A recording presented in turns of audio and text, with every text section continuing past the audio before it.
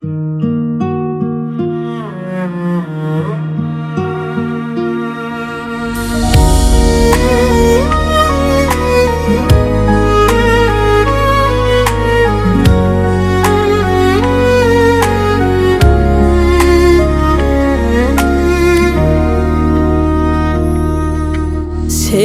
ektim kalbimin evi talandı.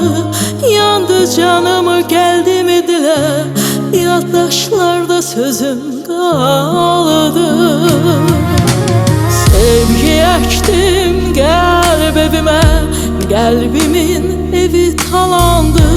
Yandı canımı geldi mi dile, yaddaşlarda sözüm kaldı. Sesimi değdi daş kayaya, sedasını yerler aldı. Bu dünyadan o dünyaya, bu dünyadan o dünyaya bir avuç gümanım kaldı. Hayat saldı belki boşa, yağmurdan düştüm yağışa. Gelmedi dünyaya koşa, gelmedi dünyaya koşa. Arzularım yetim kaldı, arzularım yetim kaldı.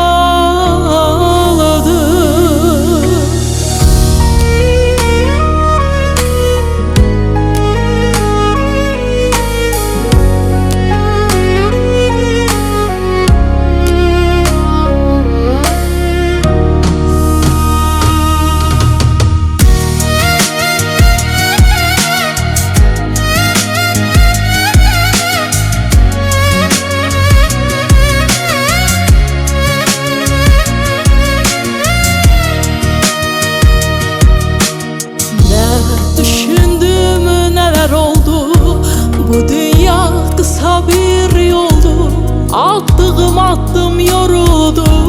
Məhşərə bir adım kaldı.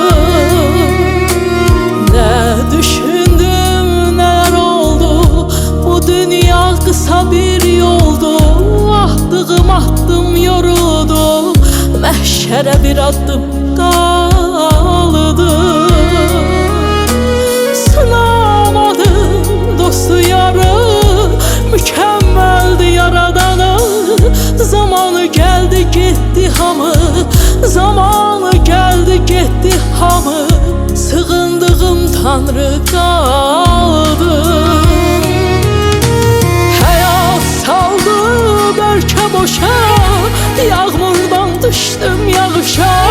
Gelmedi dünyaya koşa, gelmedi dünyaya koşa. Arzularım yetim kaldı, arzularım yetim kaldı. Yaddaşlarda sözüm kaldı. Sığındığım Tanrı kaldı.